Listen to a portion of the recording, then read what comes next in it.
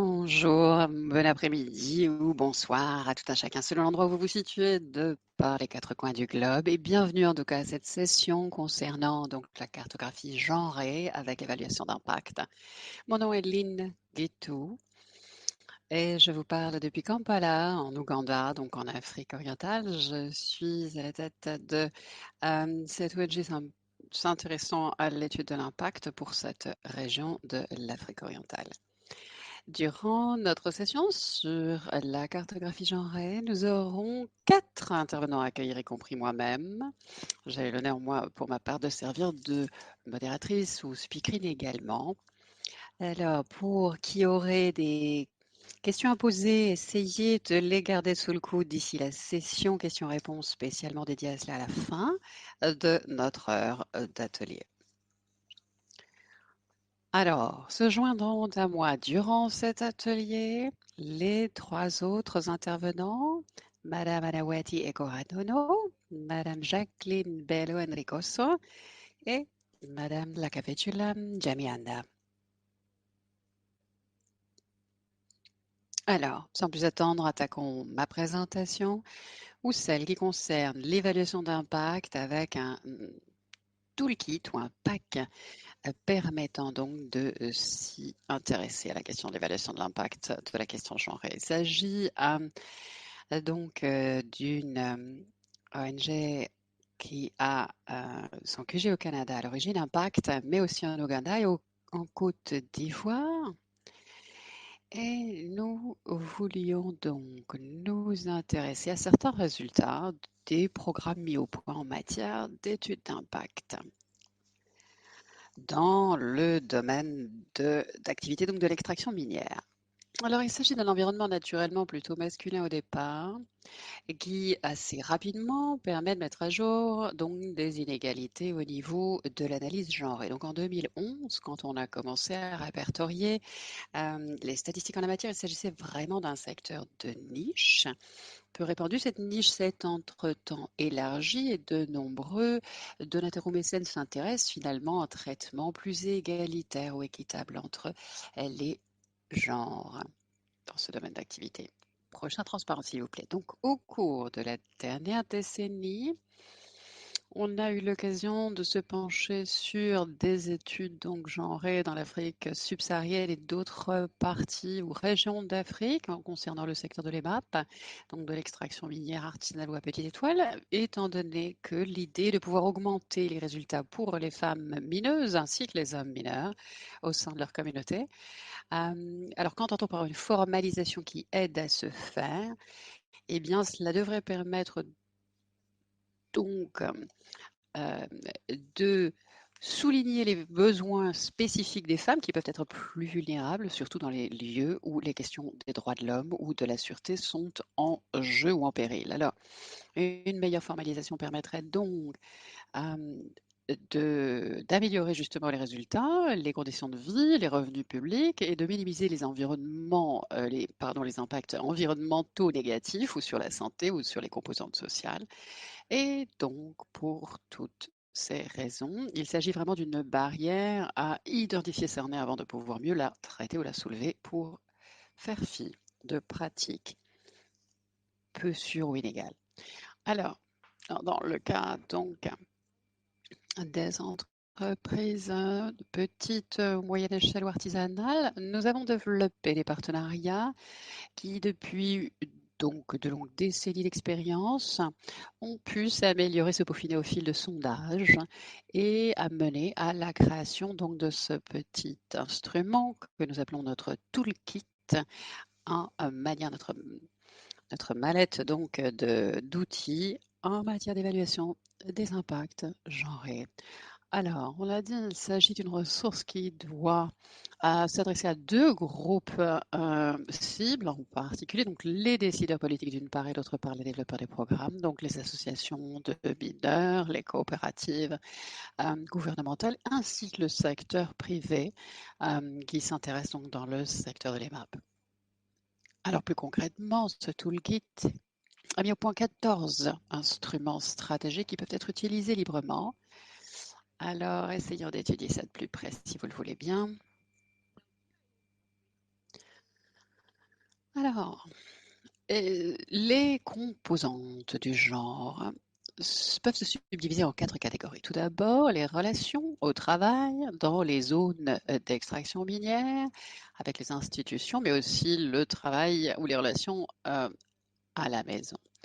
Donc, il s'intéresse à la division genrée, notamment des salaires, des tâches rémunérées, et voir si certaines tâches sont typiquement plutôt accomplies par un sexe ou un autre.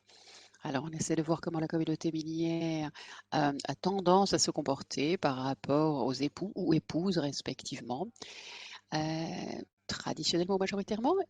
Et l'analyse essaye aussi de comprendre quel ordre du jour, finalement, peut se présenter aux femmes confrontées à la violence. Pas seulement sexuelle, mais physique ou psychologique, bien entendu, voire économique, culturelle ou sociale. Alors, la composante, ça c'était la composante B essentiellement, donc dans l'étude et l'analyse des relations personnelles et familiales. Ensuite, la composante C concerne davantage les normes ou les règles en rapport avec le genre dans le sein vraiment de la communauté des mineurs traditionnels. Et enfin, le paramètre D nous permet d'étudier davantage qui tient les cordons de la bourse, entre guillemets, ou s'occupe finalement des décisions en matière de ressources financières ou foncières en ce qui concerne l'achat ou la vente, par exemple, des propriétés ou des parcelles. Alors, au lieu de vous présenter en détail les 14 instruments qui sont inclus à notre petite mallette ou kit, je pensais qu'il serait utile de travailler sur l'un ou l'autre, des exemples qui montrent à quel point l'aspect genré peut avoir un rôle à jouer à l'intervention. Il s'agit ici d'exemples où on voit que certaines activités ont été ajustées sur mesure aux besoins finalement des, du sexe des individus participants au travail de la communauté qui étaient régulièrement impactés. Alors entre 2017 et 2020, les interventions ici ont été choisies en fonction aussi d'une approche de bas en haut qui permettait finalement aux femmes elles-mêmes de déterminer la manière dont l'intervention était souhaitée. Euh, Par exemple, dans le territoire de Mombasa, à Ituri, hein, en République démocratique du Congo, où on sait qu'il existe certains conflits et dont l'histoire remonte finalement au 19e siècle avec donc différentes sources de revenus telles que autres, je dirais, ou parallèlement menées de front avec ceux de l'extraction minière, notamment dans le domaine agricole. Alors, pour commencer, la composante A, hein, donc de l'analyse genre, il s'agissait donc des relations professionnelles avec les zones et au sein des zones d'extraction minière, les institutions, et l'équilibre travail, enfin personnel privé finalement. Alors on essaye de voir comment les coopérations se mettent à interagir avec des structures gouvernementales ou un type de gestion financière éventuellement. Alors quand on essaye de s'intéresser aux licences d'exploitation ou à la productivité finalement, il est plus facile d'étudier, je dirais, ces structures préexistantes hein, ou à notre approche genrée, je veux dire, en essayant simplement de voir quel degré de représentativité les familles trouvent. Prochain transparent, s'il vous plaît.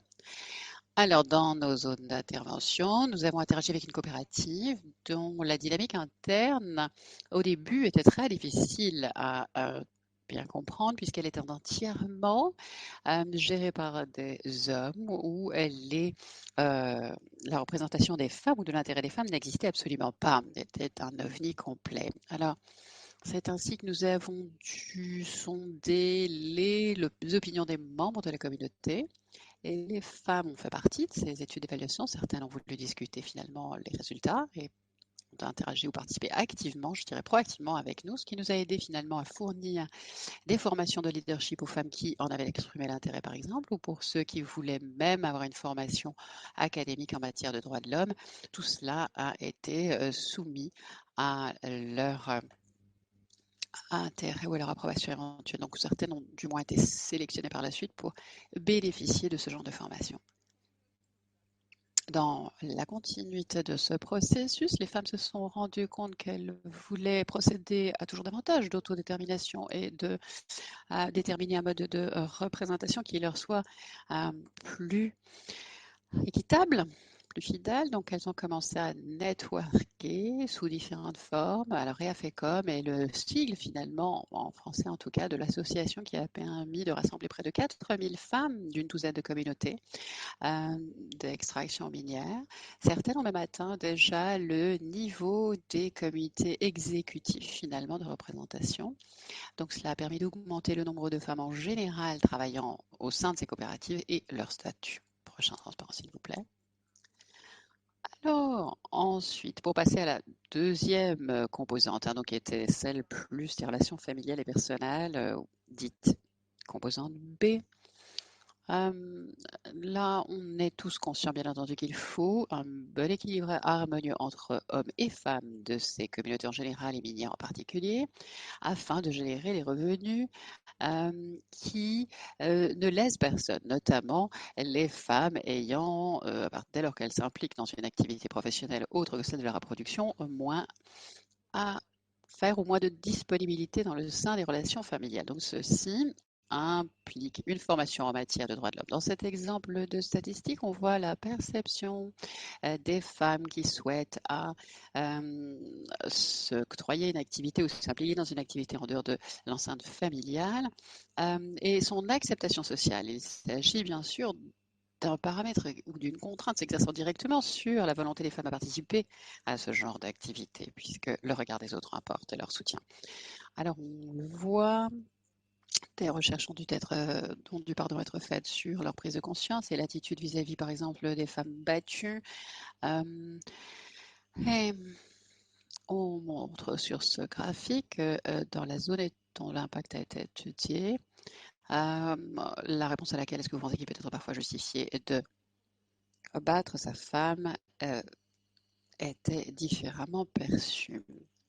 Alors, troisième paramètre, les règles et les normes en rapport avec le genre dans les communautés minières, qui peuvent affecter donc la perception du rôle des femmes dans ces communautés, l'impact des facteurs influençant finalement si et quand les femmes doivent intervenir ou les hommes, par exemple, pour aller chercher de l'eau ou de la nourriture dans des zones isolées, par exemple. Eh bien, le facteur de la sûreté ou de la sécurité en général était celui qui ressortait en premier. Alors ici, rapidement, on voit que les partenariats avec des éléments de la société civile ont permis de cartographier finalement la participation des femmes avec, comme on l'a dit, l'établissement de 14 hubs suffisamment pacifiques pour que les femmes s'y impliquent, des formations permettant de prévenir ou de résoudre les conflits. Et grâce à l'établissement de ces 14, quelques 9 conflits ont pu être résolus pacifiquement. Prochain transparent, s'il vous plaît. Alors, quand on voit que les femmes interviennent comme médiateurs, la perception justement du rôle des femmes dans ce processus de résolution de conflit a été influencée. On voit qu'une grande partie de femmes ainsi que d'hommes ont fini par trouver que les femmes avaient un rôle important à jouer dans la résolution des conflits. Prochain transparent, s'il vous plaît. Enfin, le quatrième paramètre qui a trait à l'accès à la distribution et l'utilisation des ressources. Eh bien, nous avons là étudié surtout les questions de tenure, qui est la ressource principale, foncière.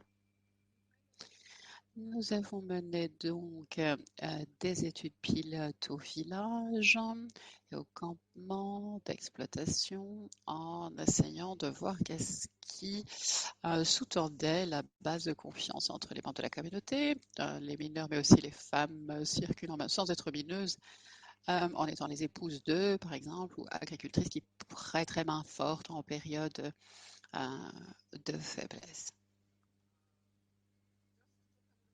Enfin, pour parler un tout petit peu à propos des schémas de financement existants. Il s'agit de petits groupes de villageois qui partagent finalement leurs capitaux et permettent de contribuer aux revenus des mineurs. On sait que dans le secteur de l'extraction minière, l'un des principaux défis a trait à la levée de fonds. Or, plus de on l'a dit, quelques 40 000 CV ont été rassemblés au bout d'une année. Prochain transparent enfin.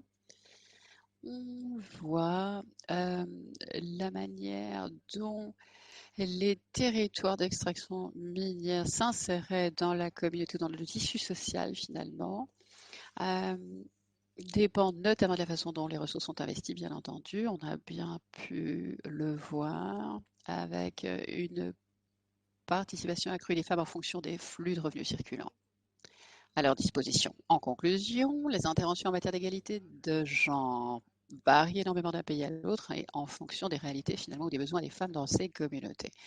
Alors, en fonction de ces contextes extrêmement variés, les outils doivent aussi être assez variés impérativement. Et nous devons aider ou habiliter les femmes à justement bien cerner ces problèmes pour trouver des solutions idoines qui seront donc plus facilement viables et d'autant plus durables. Je vous remercie beaucoup de votre attention. Et vous trouverez plus d'informations sur ce projet Impact directement sur notre site, bien entendu. Voilà. Donc ça, c'était la première présentation donnée par moi-même. Ensuite, nous passons à Madame Awati Ako Artono, spécialiste donc du secteur de l'extraction minière et des questions genrées, ayant travaillé pour le ministère de l'Environnement, de la Forêt euh, en Indonésie. Elle pourra nous parler de l'ordre du jour finalement des projets des PME en Asie. Anawati, à vous.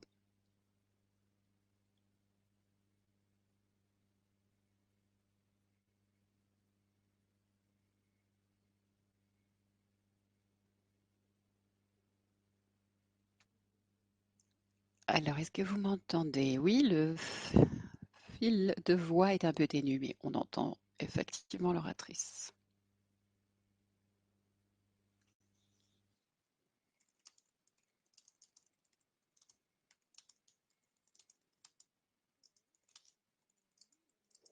Et donc, bonjour.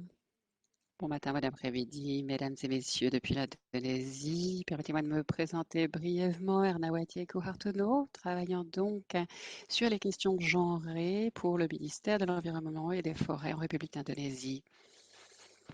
Alors, nous remercions bien entendu Planet Gold qui a parrainé ainsi que les autres agences nationales de l'ONU, par exemple l'UNDP en l'occurrence, le GEF notamment. Donc, j'aimerais dans le cadre de cette étude vous partager les résultats de certaines de ces études d'impact, de cartographie genrée, appliquées au territoire de l'Indonésie, sous l'égide donc de ces projets parrainés par Planet Gold, Indonésie. Prochaine transparent, s'il vous plaît.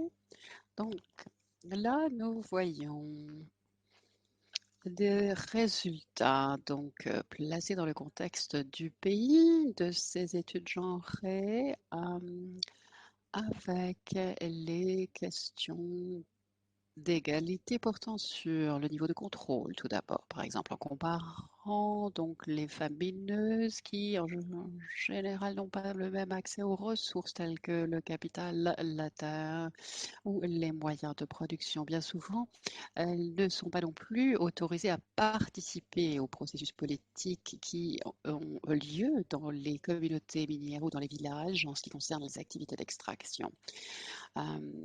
Faute de représentativité dans le sein de ces institutions politiques, leur conscience critique ou leur libre arbitre ne s'exerce que difficilement, notamment dans le cadre des processus législatifs, je dirais, alors que leur contribution pourrait être importante tant sur le plan de la conservation des environnements, puisqu'elles sont exploitées dans différents domaines d'activité et n'ont pourtant pas leur mot à dire. Alors, l'accès donc étant rendu difficile par ce manque de formation, d'information, de compétences ou d'accès aux services de santé notamment, ou simplement le manque de moyens en matière donc de pouvoir d'achat ou d'infrastructures sanitaires, une fois de plus d'éducation, voire même des facteurs de violence. Donc le résultat en est, on l'a dit, un usage de la prise de conscience ou du libre arbitre critique trop faible peut-être par rapport aux autres membres de la communauté.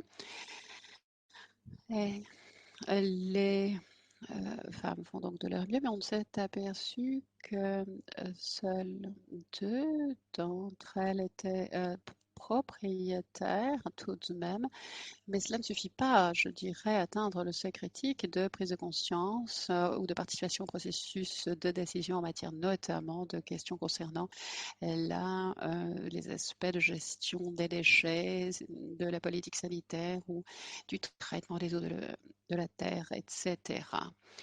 Donc, tout ceci est lié donc à un défaut, sans doute, nous le disions, de mécanismes notamment de financement plus orientés genre. Alors, nous avons trouvé que dans bien des cas d'extraction aurifère, il n'y avait pas de coopération positive en matière du bien-être des femmes. Les femmes ont tendance à assumer trop de charges euh, en n'ayant aucun avantage économique et l'éducation, comme on l'a dit, trop euh, faible et en étant en plus soumise à des bouts de violence domestique. Alors, prochain transparent, on le voit, des interventions sensibilisées par rapport à la question du genre ont été mises en place sur base d'un plan d'action sous l'égide de chacune des composantes suivantes. À savoir celles qui permettent de renforcer justement les lignes directrices en matière d'activité genrée dans le cadre des EMAP, hein, donc de l'extraction minière des petites entreprises artisanales. Deuxième composante étant plutôt liée au développement de coopératives permettant des emprunts qui incluent donc les dimensions genrées aussi à ces propos ou à ces projets d'emprunt, voire d'exportation.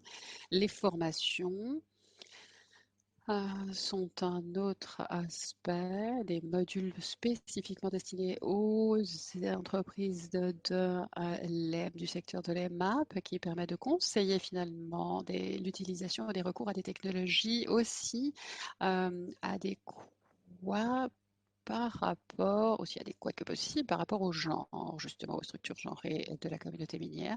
Donc, on l'a dit, développer ces emprunts ou ces projets d'emprunt doivent inclure des paramètres genrés, mais aussi les formations prévoyant l'assistance technologique le cas échéant ou logistique en fonction des profils genrés. Et enfin, le quatrième aspect ou pilier, je dirais, de ce programme ou de ce plan d'action plutôt, concerne justement le développement d'un module de formation en rapport avec des webinaires qui permettent d'inviter finalement aussi bien les hommes que les femmes mineurs et mineuses pour obtenir les informations nécessaires en ce qui concerne les conditions sanitaires et euh, l'optimisation finalement des ressources humaines féminines dans le cadre des activités des MAP sur des plateformes en ligne, autrement dit. Donc, ce conseil se déploie dans les 4 directions précédemment mentionnées. Enfin, cela fait presque 2 ans et demi que ce projet a été mis en action et nous nous approchons tout doucement d'un moment de critique de l'évaluation qui permet d'inviter des observateurs externes qui puissent étudier l'impact de ces projets en Indonésie. Et ce genre d'évaluation implique une série de parties prenantes clés au niveau communautaire, au niveau microscopique, au niveau donc de la structure gouvernementale du village, au niveau moyen ou intermédiaire qui serait celui provincial, et au niveau macroscopique, à savoir à l'échelon national et gouvernemental. Alors pour cette évaluation, nous essayons d'étudier donc les 7 composantes essentielles fournies par les directrices indonésiennes que sont l'engagement, la politique, les institutions, les ressources, la disponibilité des données, les instruments, la participation communautaire et l'innovation. Donc, le projet se permet pendant 2 ou 3 ans d'étudier en profondeur tous ces aspects-là. Prochain transparent, s'il vous plaît. Ici, on voit que les résultats préliminaires de cette étude d'impact de la politique d'implémentation genrée se profilent à l'horizon et nous le voyons, certaines réglementations ont été soumises déjà sous forme de projet, en tout cas, voire adoptées par les gouvernements incluant donc la dimension genrée et permettant une reconnaissance au niveau national par la distribution notamment de prix, reconnaissant, rendre hommage, disons, aux initiatives prises dans le district ou différents districts d'Indonésie. Ensuite, il y a également des études qui se basent, je dirais, sur les résultats académiques ou institutionnels ou des communautés professionnelles finalement dans le cadre du développement de projets d'intervention innovants. Et le troisième aspect étudie finalement les interventions ad hoc du gouvernement et leur durabilité, leur caractère pérenne par opposition à ces interventions ad hoc. Donc, les leçons tirées ou les recommandations formulées sur base de cette étude permettent de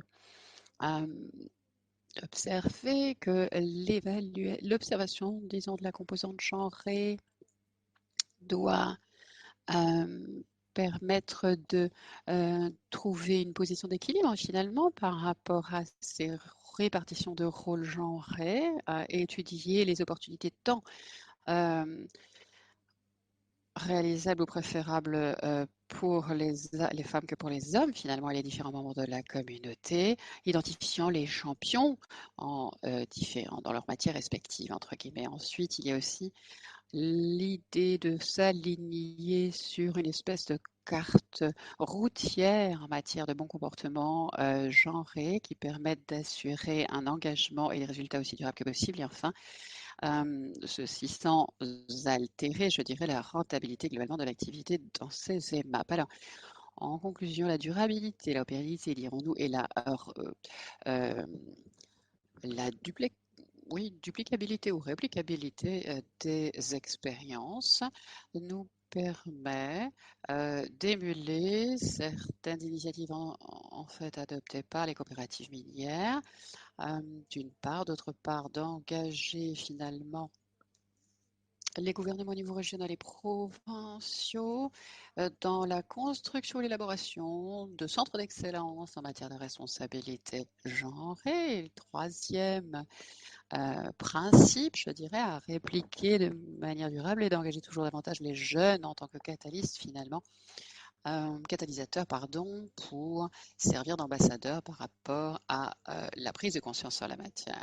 Donc, le projet Golismia a réussi, à l'issue de toutes ces études, à développer une stratégie assez satisfaisante et, selon nous, prometteuse en matière de pérennité pour une cartographie genrée qui profite à tout un chacun aux différents niveaux de responsabilité administrative et régionale. Et c'était sur cette note positive que je voulais conclure en vous remerciant pour votre attention. Si vous n'avez pas de questions, n'hésitez pas à m'en poser plus tard, même par le biais du chat éventuellement.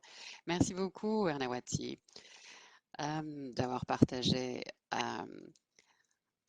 ces réflexions. Alors, nous accueillons maintenant Miss Jacqueline de Nicoso, qui a eu l'occasion de conseiller la cause des femmes aux Philippines. Elle travaille au jour d'aujourd'hui comme spécialiste nationale dans le cadre du panel de Planet Gold aux Philippines. Elle va nous présenter donc les leçons tirées finalement de cette cartographie genrée dans le secteur de l'extraction minière des Philippines, l'ordre du jour ainsi que le plan d'action qu'ils ont adopté. Elle nous a préparé une vidéo, une présentation préenregistrée. Donc, je lui passerai la parole directement.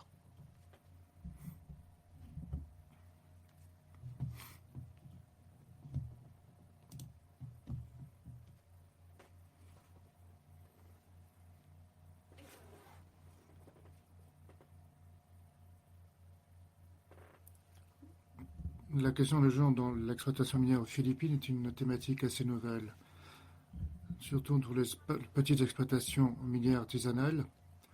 Nous aborderons les brèches en termes de genre. Pour cette raison, nous espérons que cette étude cartographique puisse catalyser l'ensemble des actions mises en œuvre avec les différents partenaires. J'aborderai aujourd'hui les leçons acquises en termes d'études de genre en la matière aux Philippines et dans la région. Les objectifs de ces études de cartographie basées sur le genre concernent donc les petites exploitations artisanales de petite échelle afin de pouvoir proposer et mettre en œuvre des projets adaptés à la réalité du terrain. Nous voulons fomenter les changements au sein de ces communautés et très souvent les besoins ne sont pas considérés dans les programmes mis en œuvre. Nous avons conduit cette étude sur 2 projets, la province Sagada et Camaïne du Nord. Nos recherches ont été effectuées à partir de sondages effectués au sein des communautés pour l'étude cartographique des questions de genre. Le rôle est de prévenir, le rôle de soutenir la participation des femmes dans les exploitations minières de petite échelle, participer à la prise de décision et au leadership des femmes dans les exploitations de petite échelle, faire que les femmes puissent relever les défis qui se présentent à elles. Il s'agit de promouvoir davantage de flexibilité dans une façon saisonnière et de sensibiliser sur le fait que les revenus sont relativement faibles, ainsi que participer à une information, une sensibilisation. Très souvent, à la fois, les revenus sont souvent dénigrés et il s'agit surtout des commerçants ou des négociants qui prennent surtout pas une majorité des revenus. Souvent, les femmes travaillent dans des économies secondaires qui représentent donc les mines de petite échelle. Il s'agit de regarder et considérer certains facteurs qui nous permettent de mettre en œuvre ces différentes tâches. L'étude montre que la limitation physique des femmes, les croyances culturelles et les normes genrées sont les raisons principales d'une participation limitée des femmes dans les exploitations minières de petite échelle. Souvent, les tâches dans les exploitations minières à petite échelle sont souvent particulièrement pénibles pour les femmes. Et dans certaines communautés, les femmes sont considérées comme étant portant mauvaise chance, malchance. Dans la participation des femmes et les associations des femmes participant aux exploitations minières de petite taille participent pleinement à l'implication des femmes dans ces activités. Les femmes ne peuvent pas participer directement aux opérations. Les membres et les directeurs ont promu davantage de participation des femmes et également faire en sorte de développer la participation des femmes dans ces exploitations minières de petite échelle. Il y a malgré tout un accès limité aux ressources et aux avantages, des conditions de travail particulièrement limitées, des violences manifestes à l'égard des femmes. Lorsque l'on dit que les ressources doivent participer à l'assistance des femmes dans les travaux au sein des exploitations minières à petite échelle, les femmes sont souvent exclues. Elles doivent également participer à tout l'aspect financier. Énormément d'associations et d'entités telles que l'association des mineurs qui demandent davantage de protection. Généralement, ceux-là sont souvent en position de désavantage du fait de leur genre, de leurs liens sociaux et de leurs limitations physiques. Les femmes et les enfants sont exposés à des conditions particulièrement limitées. Ils sont exposés à énormément de risques sanitaires des risques psychosociaux, tout simplement parce qu'elles ne sont pas considérées ou comme étant des mineurs à part entière, ou elles ne sont même pas souvent enregistrées. Elles sont donc exposées à énormément de dangers sur les lieux d'exploitation minière. Elles sont souvent victimes de pratiques discriminatoires de la part des hommes. Par exemple, les mineurs croient fermement que les femmes sont là que pour promouvoir la prostitution.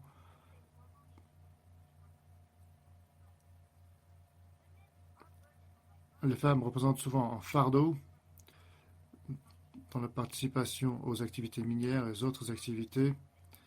Et les femmes ont une participation limitée au sein des activités de l'organisation du fait de leurs tâches domestiques.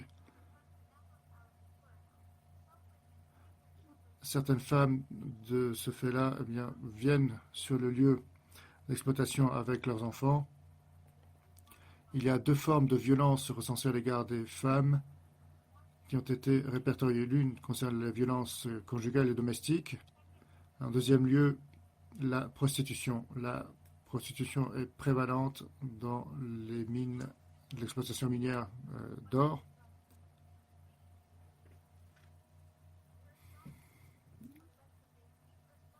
Il y a énormément de recommandations établies. Tout d'abord, garantir un foyer durable, promouvoir l'organisation des femmes, promouvoir, sensibiliser les travailleurs sur les mesures gouvernementales établies et les inclure davantage dans les programmes gouvernementaux. Nous avons voulu promouvoir davantage d'implication des femmes au sein des programmes gouvernementaux.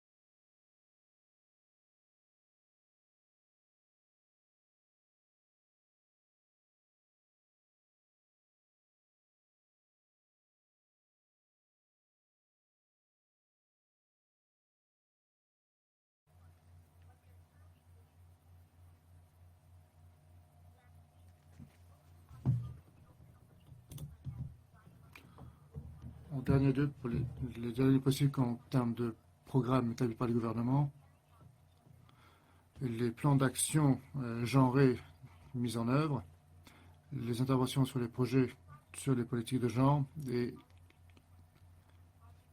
la gestion des projets, savoir, capacité politique, plaidoyer et sensibilisation. Les concepts basés sur le genre et les perspectives de genre sont nécessaires pour le développement de ces projets. À présent, il n'y a pas d'informations de genre disponibles. Par le biais de cette étude de genre et d'analyse, de rapport d'analyse, nous pouvons utiliser le projet et la participation du gouvernement grâce au cadre juridique basé sur le genre et en termes de capacité, l'équipe aux Philippines travaillant sur ce projet a organisé différents ateliers pour pouvoir justement sensibiliser les questions de genre et participer au plaidoyer en termes d'éducation et de formation. En termes de sensibilisation, ils ont développé énormément de formations sur les questions de genre, sur les questions MAP. L'idée est de promouvoir l'accès des femmes à ces ressources et garantir la participation des femmes dans tous les ateliers de formation de Planet Gold, des femmes qui sont souvent marginalisées.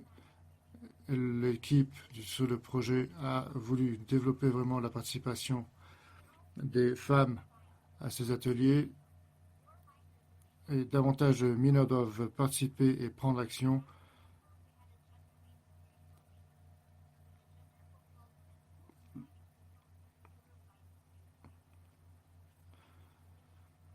Nous avons achevé une formation en termes de plaidoyer et nous avons exprimé l'intérêt d'aborder ces questions de genre dans le secteur et de développer davantage de formation. La communauté EMAP comprend principalement que les questions de genre impliquent de nombreuses mises en pratique. Les qualités de genre sont importantes pour les mines à petite échelle afin que nous puissions protéger nos droits respectifs. Nous avons besoin d'assurer que tout le monde a les mêmes droits, bénéficie des mêmes droits et que personne n'est laissé de côté. J'en ai fini pour ma présentation. Merci beaucoup pour votre... Merci de m'avoir écouté.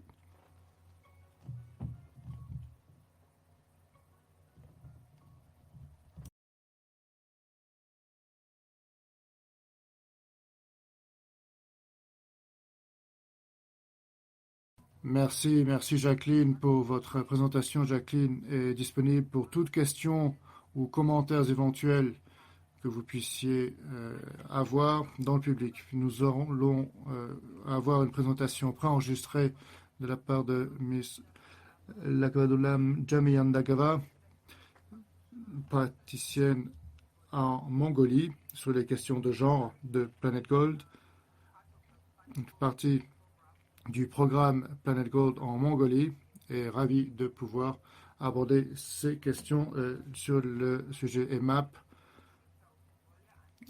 en particulier sur le plan d'action développé en Mongolie. Si vous avez des questions, n'hésitez pas à les écrire dans la boîte de chat de clavardage située à droite de votre écran.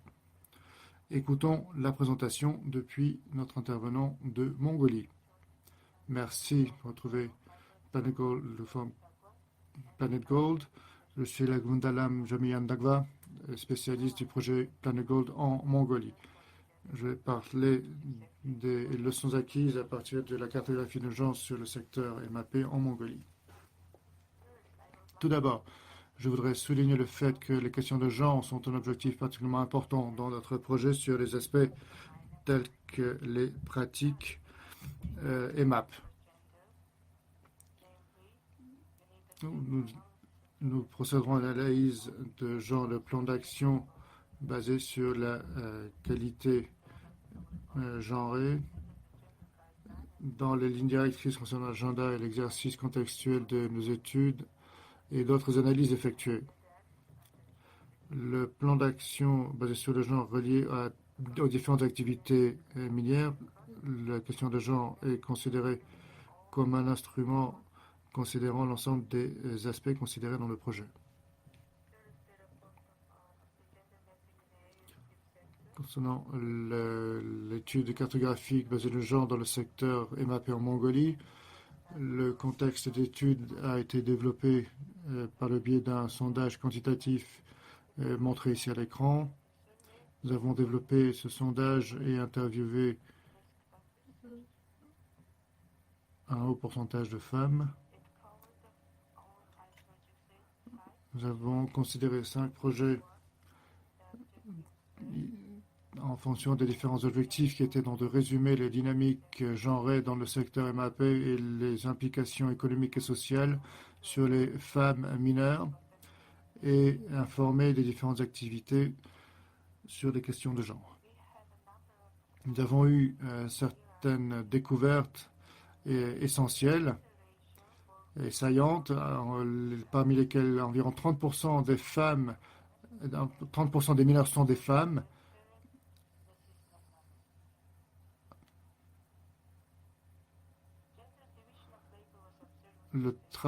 La division du travail en fonction des genres, par exemple,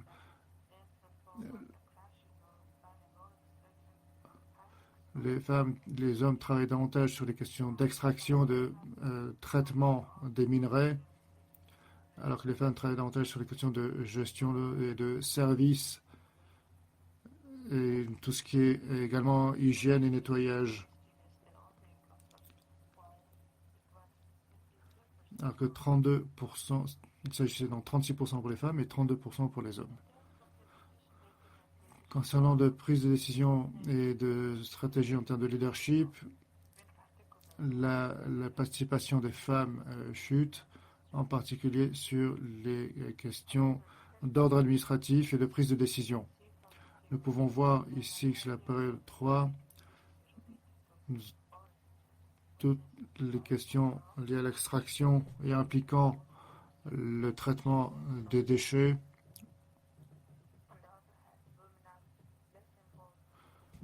Les femmes sont moins impliquées dans les prises de décision.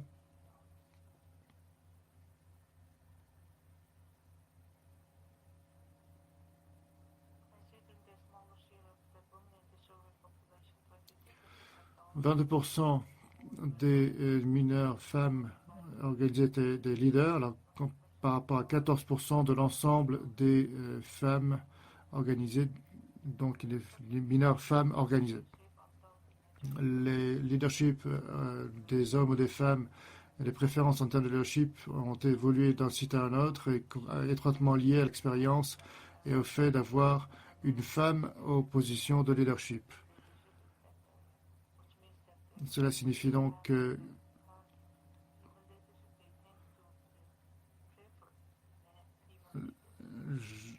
il y a donc clairement une tendance à préférer des leaders femmes.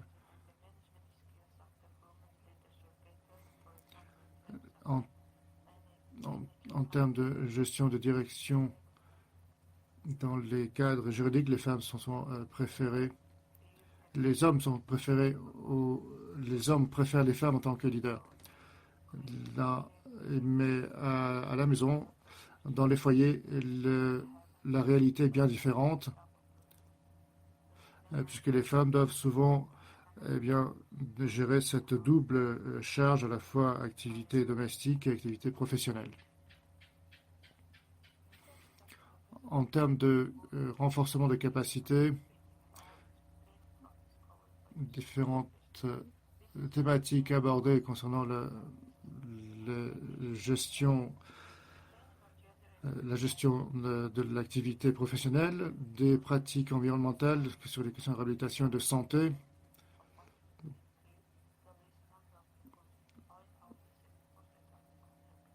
Il y a un manque de compréhension sur les questions liées aux droits humains, sur les questions de genre. La violence basée sur le genre est prévalente et très courante dans des zones où la pauvreté et l'alcool sont particulièrement prégnantes. Pour la formalisation et la compréhension en termes de régulation, il y a énormément d'implication des femmes dans l'activité minière et domestique.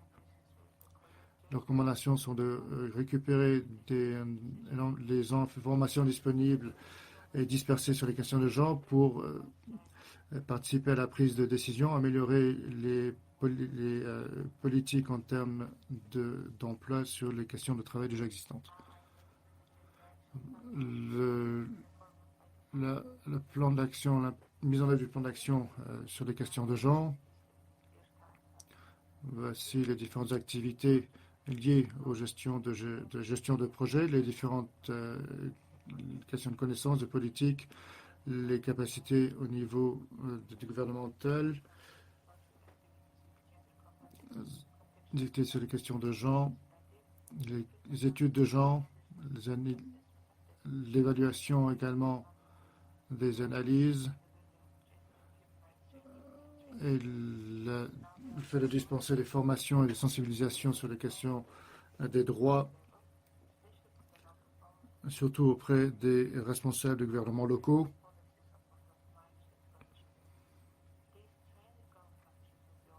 Ces formations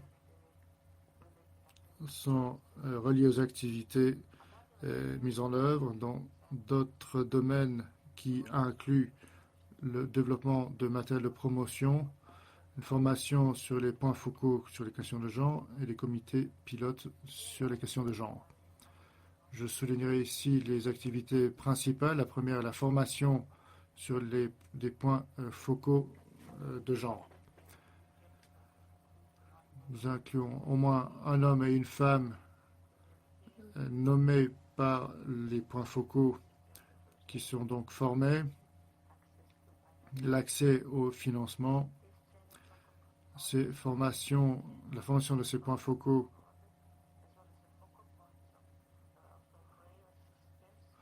passe par la création d'un système et permettant de sensibiliser davantage sur les questions de genre et d'égalité en termes de droits humains. Également la contribution dans d'autres projets liés aux questions de genre dans les programmes établis avec les différents partenaires. Deuxième point saillant, le comité de genre qui développe les formations des points focaux grâce à un réseau volontaire informel de mineurs artisanaux sur les plateformes ouvertes au dialogue pour développer les questions d'égalité des genres et d'égalité face aux questions de droits humains. Le comité genre doit être également diffusé dans d'autres sites d'application du projet. Des réunions régulières sont organisées afin de faciliter les discussions et permettant de sensibiliser sur les meilleures pratiques minières. Les activités concernant le genre et les formations sur les droits humains. 42 hommes, 53 femmes et 29 femmes ont été formées sur les questions d'égalité de genre et de droits humains. Des réunions en personne et des exercices participatifs ont été mis en œuvre, participant ainsi à la formation sur les questions de genre et permettant d'aborder également les meilleures pratiques sur les formations liées au genre pour faire pleinement participer nos publics. L'augmentation de connaissances est de 15 à 31%. Les participants généraux, les formations sur les questions de genre étaient particulièrement appréciées. Les participants ont compris les éléments d'information qui ont été dispensés. Quant aux leçons acquises, dans le secteur ont permis de collecter énormément d'informations pour participer à l'amélioration de la mise en œuvre de ces politiques, établir un comité sur les questions de genre au sein des activités minières et des mineurs hommes et femmes. Une perception intersectorielle, intersectionnelle et opérationnelle sur les mineurs femmes sont nécessaires pour formaliser, officialiser les mineurs à l'échelle de petite échelle artisanale, les mineurs femmes. La question des droits humains doit être ancrée précisément pour le plaidoyer en termes de formation, d'officialisation et de formalisation. D'activités ponctuelles ne créeront pas de changements souhaités au sein du comité.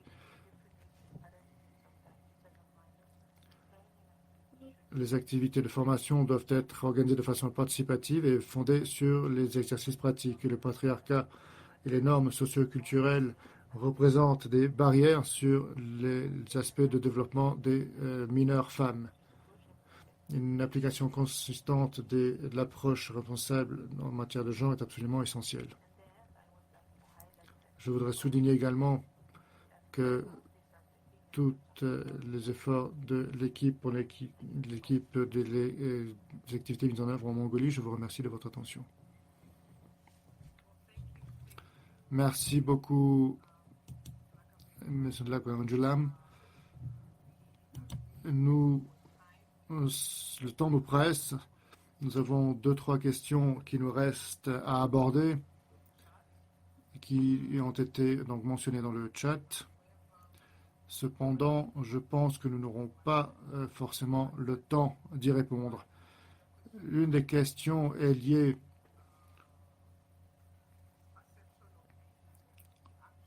à la mise en œuvre des actions du projet, en particulier pour les hommes mineurs qui ont des valeurs un petit peu anciennes, c'est-à-dire que les hommes sont plus forts que les femmes, etc. Jacqueline, est-ce que vous pouvez nous parler de cette question-là, de ces questions-là? Est-ce que vous pouvez aborder cette thématique?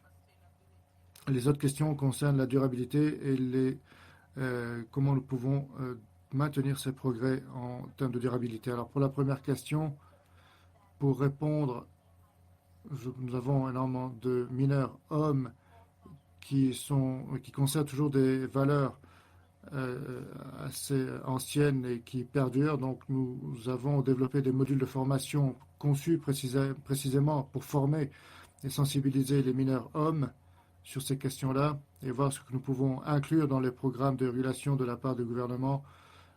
Donc nous créons des modules de formation qui ont déjà été mis en œuvre et promus dans d'autres agences afin de poursuivre, de mener ces prises de conscience et de sensibilisation sur les questions de genre. Comment pouvons-nous garantir la durabilité? Tout d'abord, nous engageons au niveau des gouvernements et nous recherchons à mettre en œuvre des politiques qui permettent d'institutionnaliser les questions de genre sur ces aspects EMAP. Merci beaucoup à vous tous, toutes pour votre participation. Merci à nos panélistes, à nos intervenantes. Et de plus amples informations sont disponibles sur le site internet. Si vous avez des questions, des commentaires éventuels, eh bien, n'hésitez pas à nous contacter. Merci à nouveau à vous toutes pour votre temps et votre participation. Je vous souhaite une excellente journée.